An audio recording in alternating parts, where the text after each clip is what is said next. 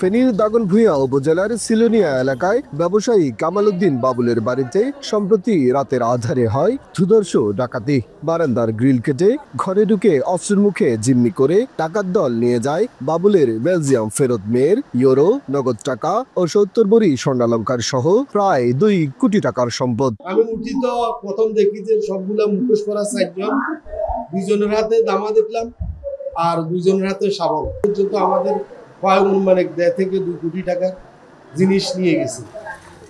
এর একদিন পর সোনাগাজী ও ফেনী শহরে ঘটে আরো 2টি ডাকাতির ঘটনা। সোনাগাজীর ছাড়েতকান্দি এলাকার গ্রাম্য ডাক্তার শাহজাহান খানের বাড়িতে হয় ডাকাতি। অস্ত্র ঠেকিয়ে ডাকাত দল নিয়ে যায় 10 ভরি স্বর্ণালঙ্কার। ফেনী শহরের লাতুমিয়া সড়কের স্বপ্ননীর থেকেও 4 ভরি স্বর্ণ সহ 3.5 লক্ষ টাকা নগদ নিয়ে যায় ডাকাত দল। 7-8 জন লোক ভিতরে ঢুকে আমাদেরকে জিম্মি করে দিয়েছে। আলমারি খুলে স্বর্ণ যেগুলো আছে এগুলা নিয়ে ওরা আমাদেরকে অস্ত্র দেখায়, বলছে যে তোমরা যদি আওয়াজ করো তোমাদেরকে আমরা মেরে ফেলবো। আমাদের কাজ আমরা করব, কোনো কিছু করলে তোর ছেলেরা তোর বাইরে জবাই করে রাখি যাব। আমার কানের দুল ছিল, গলা যেগুলো ছিল, গলা একটা সেন ছিল, কানের দুল 2 জোড়া ছিল, দোনোগুলো এগুলো দে নালে খাটে উঠিয়ে। আমার ছেলের রুমে বউ আছে, ছেলে আছে, আর রুমে বউ নাই, সেই রুমে আলমারি ভাঙি লই গেছে। কই আর বিয়া 7 দিনের আগে হইছে, এরকম ঘটনা দেখিও না।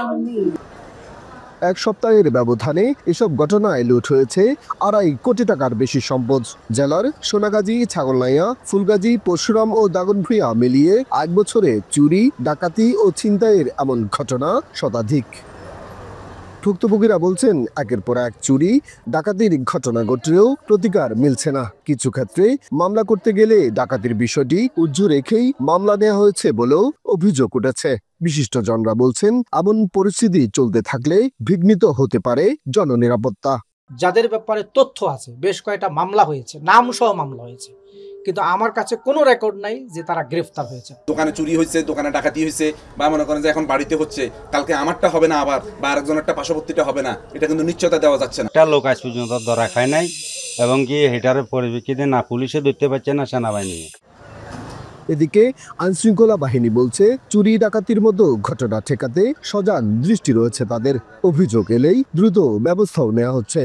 আইন শৃঙ্খলা পরিস্থিতি অবনতি আমি দেখছি না, এরকম কোনো কিছু হয় না। নর্মাল বিষয়, এটা সবসময় এই সিজনে হয়ে থাকে। এরকম সিজনে আমরা মনে করি যে আমরা অন্যান্য সময়ের তুলনায় আমরা ভালো আছি, তবে চুরির ঘটনা একটু বেড়ে গেছে। এটা আমরা কাজ করছি। আমরা গতকাল থেকে আমাদের এই জেলায় স্পেশাল ড্রাইভ শুরু করেছি।